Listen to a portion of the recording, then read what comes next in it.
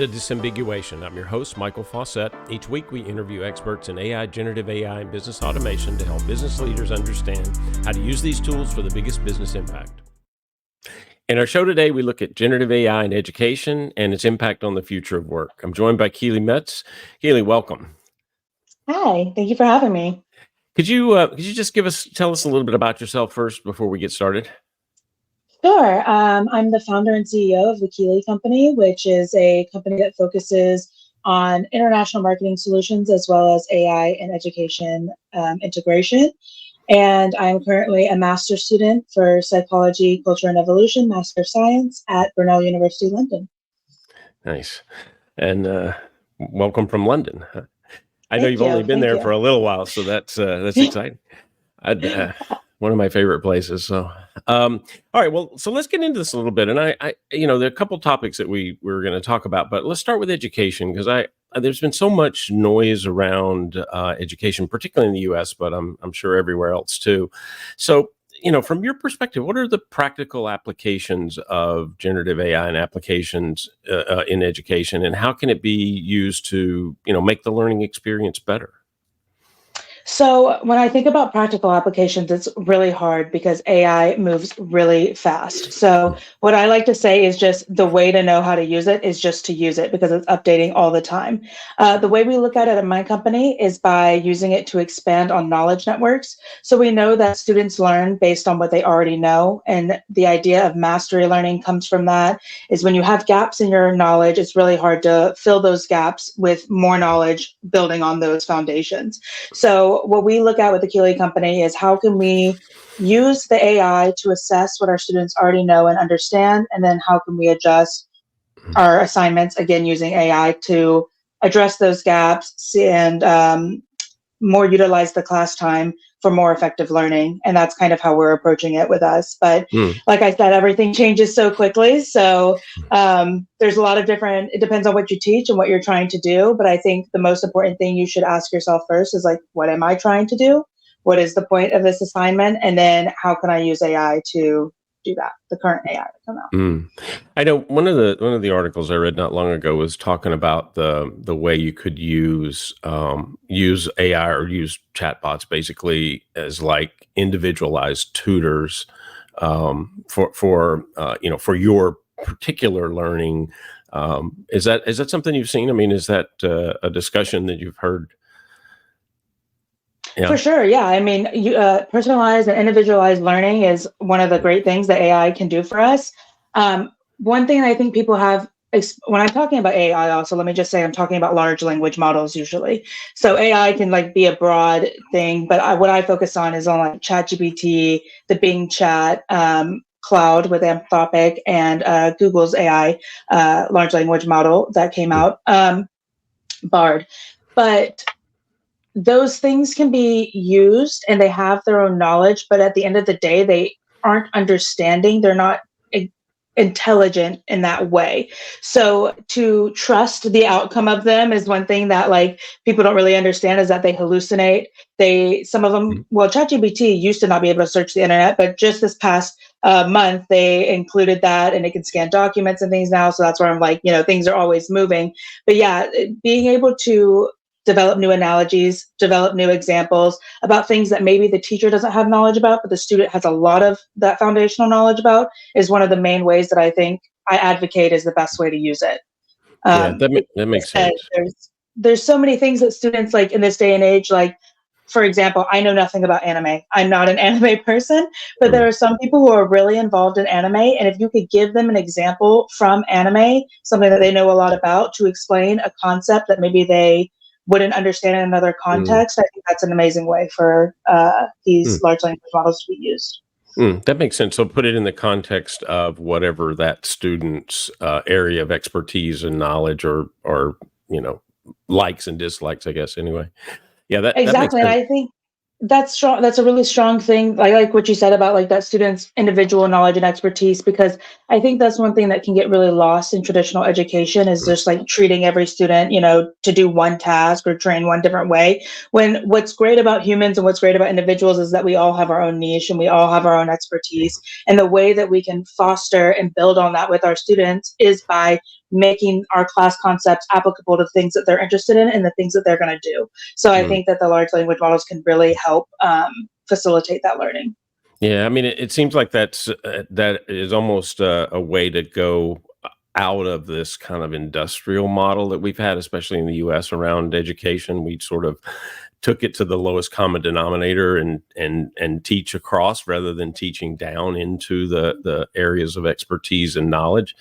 Mhm. That makes a lot of sense. So we're talking about benefits and challenges too. I mean, what have you seen from from the benefit and the challenge of incorporating it into the classroom, and how do you help teachers overcome some of those challenges? For sure. So I think the benefits, like I said, have to do with the applications are immense, and I don't even know all the benefits that could happen because I haven't even used all the cases, so or all the different functions that that are possible. So I think for each teacher, same with the students, it's individual. So the things that you could use these large language models for, you're only going to be able to discover if you practice and try to use these large language models. So I think that's the benefit, is that it's so easy to tailor and to adjust to what you're trying to do. But at the same time, that also leads into the challenge, which is just like there's so much unknown. And it's so much just like you really need to have, as a teacher, you don't really have a lot of extra time to do all this extra study and all this extra adjusting of your assignments and things like that. So I think that's really where the challenge comes in, is just like there's so much that you can do. It's just picking out what you need to do and how you need to use it. So that's what my company like aims to do, is to like partner with these teachers to make it a little bit easier to kind of give them a more narrow focus on like, Mhm. okay, here's what you're trying to do. Here, how can we work together to like plan assignments and that will utilize these AI. So I think that is the challenge, but I also think that's a fun challenge because it also allows the teacher some learning, and the students will be able to tell you use cases that you didn't even think of. So I think that is another point to advocate for encouraging students to use these models and encouraging students to use this AI, because they're going to come up with innovative ways that then will be good for you as the teacher to use as well. Mm. So I think those are the challenges. I think most of the challenges also come from trying to fight it. I Mm. feel like a lot of teachers are scared of it, understandably so. You see all these like headlines like students are goodbye to homework, students are cheating. I'm a master student right now, and the teachers are so freaked out by Mm. plagiarism and all of these things. And I think that's where people run into problems, is because they don't really understand how it works. And then they don't understand how we can make it work for us. And I Mm. think that's kind of where we're at right now with everything being so new. Yeah. I mean, I see that in business too. I think, a lot of people that that push back on it, they don't really understand even why they're pushing back. They're just kind of follow the crowd when it goes to that. And yet if they start to apply it, people come around pretty quickly. Like I know I was talking to a professor who had started to use ChatGPT themselves for different parts of what they do, like, grading and different creating different kinds of content. And they sort of flipped completely when they got to that point, because they all of a sudden understood why this was beneficial to them. And I mean, do you see teachers using this for as a part of their process of teaching? Do you think that's one of the ways that we're going to get around some of this pushback, maybe? For sure. That's another thing that I like tell teachers. I'm like, it will make your life so much easier. Like Mm. it can come up with a whole syllabus. Like just tell it what you cover, maybe put an old syllabus in there, or just it's a conversational model. So you just talk to it, use it as a TA, use it as a secretary, use it to, Mm. draft emails. But again, it does require interaction with the user. It's not an autonomous agent. Like, Right. and it's not, completely smart. It doesn't have the expertise that these teachers have. So I think when teachers start to use it and they start to see, like you said, that professor did, the benefits of them, they'll be able to more clearly understand the benefits that it will provide for their students as well. So, I mean, like my favorite things are coming up with examples that you wouldn't have been able to come up with before. One of my favorite ways to get around the essay thing is tell the students, use the ChatGPT to write the essay, have the students edit the essay, which Mhm. requires them reading the essay, understanding where the essay went wrong, and then editing that, and then have them rewrite the essay using ChatGPT. You can expand, you can scaffold it in so many different ways. And it just takes practice and it just takes use. Mm. And each year you're going to get better. But I think the one thing you shouldn't be doing is saying, don't use these at all. if you use these, you're going to get kicked out of school. There's no way to detect them. There's zero detectors out there that work. It disproportionately affects students that don't speak English. There's a lot of problems that come along with this whole trying to avoid it. I say, don't fight the calculator. The calculator came and we just changed how we taught math and we changed what was important in math. I think ChatGPT and large language models are going to be the same way. You're not going to avoid uses. They're going to be in every job. You might as well prepare students to use them and also make your life easier as well, for sure.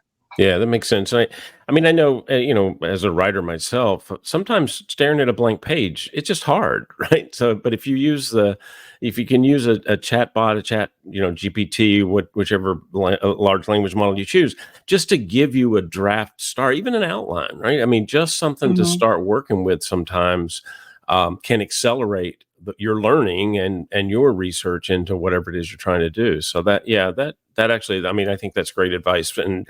And from a teacher perspective, figuring out ways to incorporate it into your process then helps you be able to explain and teach much more effectively, I would think. Yeah.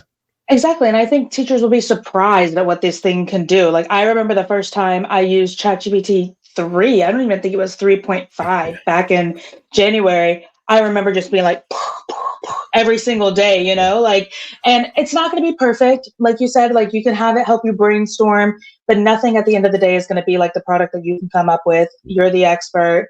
You as the teacher know what points you're trying to get across. I just think just use it like a tool, just like spell check, just like any of these other tools. If you ask it to do a certain thing and it doesn't do it right, then and if you ask it to do a certain thing and it does, then you're happy because it did what you wanted it to do. So playing with it and like learning from it, I think is, teaching by learning. All of those things are super important. And I think that, the only way to know is to try, right? So and there's no risk in it as well. So, in the trying, of course. Well, yeah, and they're trying, right? So one of the things, I mean, we're going to talk a little bit about future work too, but this kind of brings me to this question around, are we shortchanging students today because we're not teaching them? And so that doesn't prepare them for the future because they are going to have to use these tools at work, most likely anyway. Yeah. Mm-hmm. Yeah, I think 100%. I think if you're trying to avoid it or tell students that they can't use it, then when they get into the workplace where they're against people or they're competing for a job with people who have been using them and have had this like training and experience, they're going to be disproportionately affected because every company, like I said, in the Future of Job report by the World Economic Forum, 85% of companies have admitted that they are using them or they plan to integrate them within the next year, these AI tools. So, and one thing I've been looking at is the history of education, especially in America and traditional education. I'm talking primary, secondary education was this factory farming kind of, point of view where we like just teach kids. It's like a babysitting system at the same time, 9 to 5. So keeping them on a schedule and training them, giving them foundational critical knowledge, things that they will use and apply throughout their lives and in higher education. AI is just going to be another one of those foundational things. So, and critical thinking and being able to understand what the AI does and evaluate the outputs is going to be even more of a foundational knowledge that students will need. And then when they get into higher education, it becomes more niche and you're preparing more for the job market. But at the same time, even if you're a marketing major, it doesn't mean you're going to go into marketing. So you're really just going to learn these like foundational skills, like I said, and these technical skills, and technological literacy is like the number one thing that companies are going to be looking for. And by being scared of the technology and telling students not to use it, it's not applicable to what they're actually going to face in the real world. So, I think you're exactly right about that. So, I mean, talk a little bit more about future work in general then. So what do you think, what are the other implications of using generative AI and its effect on what the work's going to look like? I mean, I know there's a lot of a lot of fear around, oh, it's going to take your job, and all the companies are just going to run on AI, and the rest of us will have time off or something, I guess. I mean, how do Exactly. you see this? How do you see the future work with generative AI? And I mean, obviously, newer things are going to continue to evolve in that. But how does that impact the future work in your world?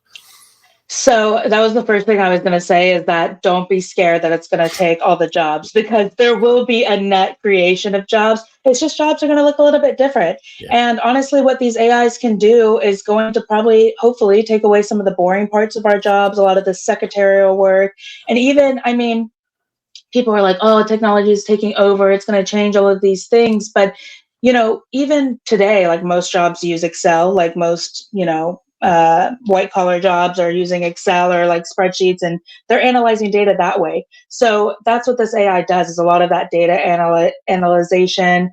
And like I said, the most critical thing is going to be teaching students critical thinking skills, evaluating, you know, products that the AI will come up with. And in every single job, it's going to look different, but a lot of companies are going to be investing in this. And so I think, one of the happy things that I like to think about is it's going to make human work human again. So there are things that humans can do that AI, you can't train it to do: happiness, creativity, soft skills, personal interaction, understanding emotion. And those are the things that make us human. And I think we kind of lost that a little bit when we went into this like industrial revolution of just like humans became machines basically. And I wouldn't say, I also study evolution. So that's what I'm here doing at Brunel, is studying evolutionary psychology. And I think from that perspective, getting back to what makes us human and focusing on these niches and focusing on that creativity is really where jobs are going to change. And I think that's for the better, honestly.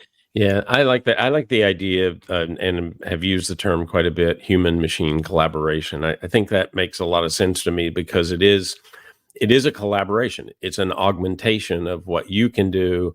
And there are things that the AI can do that take it off your plate. And then there are things that the AI isn't capable of. And maybe someday will be, but it certainly isn't today. Yeah. That Right. actually, I think, makes a lot of sense. And you mentioned the empathy piece of it. I mean, that's one of the biggest things in customer service support. How do you empathize and show that empathy? Artificial empathy just doesn't work very well yet. No. And people can tell, and also like that leads me into another point of like the future of work is globalized. Like we are connected more than ever. And honestly, like the most important thing is learning how to globally cooperate with our fellow humans.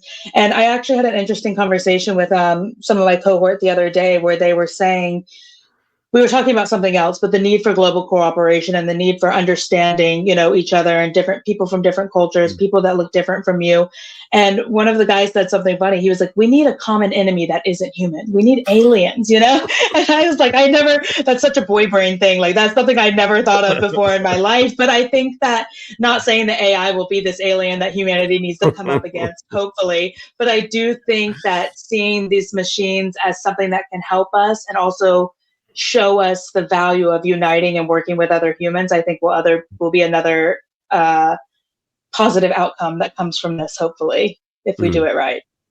Yeah, I mean, it's just another member of your team, right? So you Exactly. add the AI to your team. Mhm. So you mentioned a little bit about some of the negatives, and I know one of the things that people talk about a lot are ethical considerations around AI.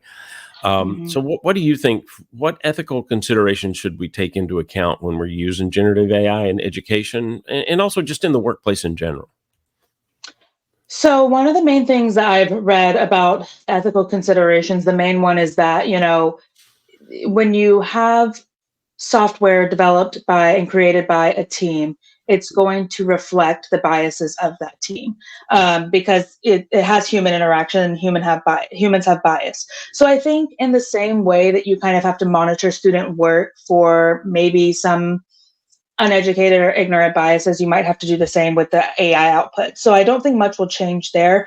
The thing that would be positive though is that you can use that to explain biases in a way that's different, that isn't like blaming a certain human. You're like looking at why these things are biases and why these things exist. And the more that we integrate it and use it across, foundational learning, more students are going to be using it. More students are going to be pointing out, hey, this isn't exactly right. So I think the ethical considerations come from just biases that have always existed with humans. And then also, people talk about copyright and they talk about plagiarism and they talk about things like that. But it's like these models are trained on that data, but they won't. A lot of them have been told like you cannot. Like if you ask it to give me a paragraph from a book, they can't, produce that. So I think it could be used as like a tool to kind of like see the difference between plagiarism and copyright and those things like that. Also, I think a lot of the ethical things come from where they're getting that data, generating data. But an idea that I had actually recently that I like woke up in the middle of the night and like put in my notes app was that, we can come in partnership with creating this data, like when we're with our students and like, that's something that maybe other companies should like look into is like, data is going to run out. And that's going to be the big next problem that this AI is going to have to face, is that they're going to run out of data. So thinking of innovative and creative ways to create new ethical data, I think is something that could be really implemented in the classroom between teachers and students. Yeah, I mean, obviously that a lot of bias just exists in the data itself. And so, helping recognize what that is and coming up with ways to train it more effectively, I guess. I know one of the methods of grounding, and which obviously helps with, with hallucinations, but also just, having that capability to pull real-time data and to give more context to what you're working on could be one of those ways to overcome some of those considerations, I think, too. So, yeah, that makes sense. So we talk a little bit about human machine collaboration already, but how do you get a balance between automation and human involvement when we're talking about generative AI? I mean, we talked a little bit about the blank page problem, and I guess that's one of the ways it can help you jumpstart some things. But what else do you see? I mean, what's the right balance between automation and human involvement, do you think? I think it, like I said, really depends on the human and what the human is trying to do, because AI does not have its own goals. So that's like the first thing, is that's why it's not an autonomous agent, because I mean, it can't at the moment do anything that you don't tell it to do already. So that's also another argument against the plagiarism thing, is like, even if a student is using the AI to write the essay, the AI is not writing the essay on its own. It's using input from the student. So that is the student's work, which I mean, it can get more complicated than that. But at the end of the day, right now, where we are right now, it requires human input and it requires some kind of interaction. And I think that it's like using a TA or using even just like an assistant that doesn't have the expertise that you do. It's just using that like in that way. So that's where the human interaction is going to come in. It's going to give you an output. You're going to have to be the one to evaluate that output and, evaluate if it's right or wrong. And like I said, you can translate that into assignments. You can have students say if it's right or wrong, address the students' knowledge about it. So I think all of it has to be human AI interaction right now. Like, and it just depends on how you, the human, want to use it. So, yeah. And I mean, you mentioned some of the new features in OpenAI's tool ChatGPT, and a couple of things that they've done, and I see this in other tools like Perplexity, for example, does this too, but gives you citations when you do research. It pulls up it will generate something for you to read, but it also then tags that with, here are the 5 URLs of the things that that I searched to come up with this, which to me seems like a learning opportunity, really. And I use it that way myself, right? I'm doing research, I have it generate something, and then I follow those links, because it's certainly more effective than just doing a simple, Google search or whatever. Yeah. Definitely. I use it for all of my research. Like, that's like, if I like come up with a new research idea or I come up with a new problem, that's the first thing I do, is I talk to the chatbot about it. I prefer, because the ChatGPT using the internet is so new, I haven't worked with that one as much. If I want to search something on the internet and do some research, I use Bing more than anything. Mhm. Bard, honestly, I was kind of surprised. Like, it's not that good. Like, it's actually quite bad. And Yeah. I was surprised because when I first found out about AI was from like a Google lab with like this Yeah. whistleblower and all of these things. So I think Google definitely has some things under lock and key that they just haven't They released do. to the public. That is much better, of course. But what they have publicly released is like not that good. So if I'm using it for research, I use Bing, and it does provide links. But Mhm. also with ChatGPT and both, I mean, Bing is better because you can just directly click on the link and then evaluate the source yourself. Yeah. With ChatGPT, when it provides citations, before it was connected to the internet, it was providing me citations that didn't exist, which is Yeah. also a learning Yeah. opportunity because then students will need to go through and they actually have to do the work themselves. And if they turn something into you that isn't a citation, you know that they didn't do that extra step. Yeah. So I think, yeah, it's definitely you can use it in all different ways. That's just another one that Yeah. I have just because I do research. So yeah, it's definitely Yeah, but it's getting same for better. me.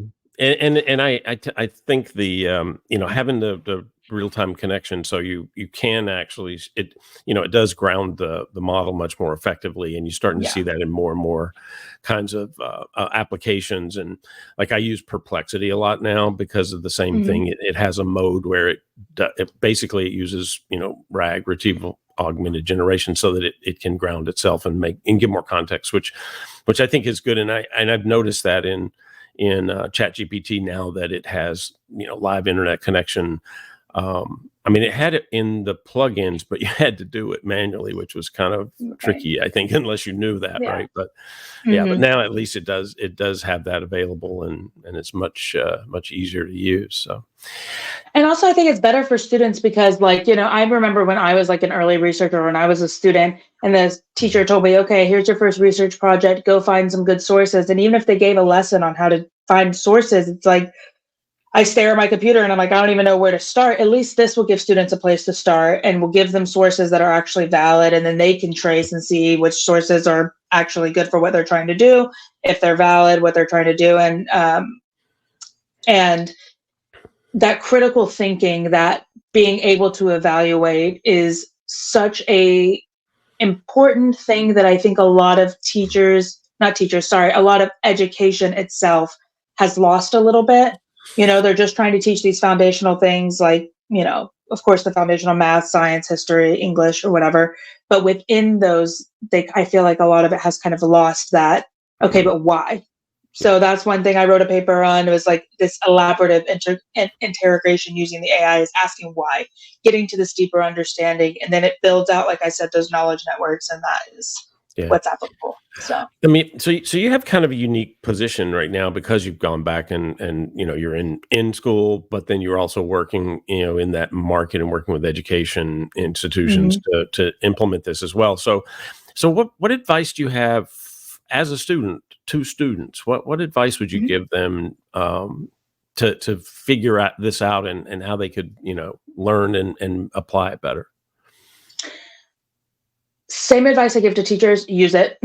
Like, use it. I would say I spoke a little bit with you about this before we started, Michael, briefly. Like, my school that I'm currently at, I love Brunel, it's great, but they have really hounded and scared a lot of the students about this idea of plagiarism using these AI tools. And there isn't any AI detection, like I said, out there right now. So I think they kind of have taken the wrong approach to that. And I think it has really freaked a lot of students out. And students are just like, I'm not using it at all because I'm scared that I'm going to use it in a wrong way. And even I, working in the space, was feeling a little bit like, I'm scared I'm going to accidentally plagiarize. And I know that Yeah. that's not like a thing that's ever even crossed my mind before. Mhm. So I think even if you're not using it in school, use it for things that are fun for you. Use it to journal, use it to write blogs, use it to, I mean, I'm saying these are things that I do, use it to make Yeah. quizzes for yourself. Um, Play with it and see what it can do. I think like I said, with the mastery learning, even me, if I don't understand like a concept, I use the AI to give me different examples of that concept. And that has really helped my learning. Yeah. So it's up to the user, it's up to the individual student how you learn best. But if you know something works for you, use the AI to create that. Like, you use it for your own studying for sure.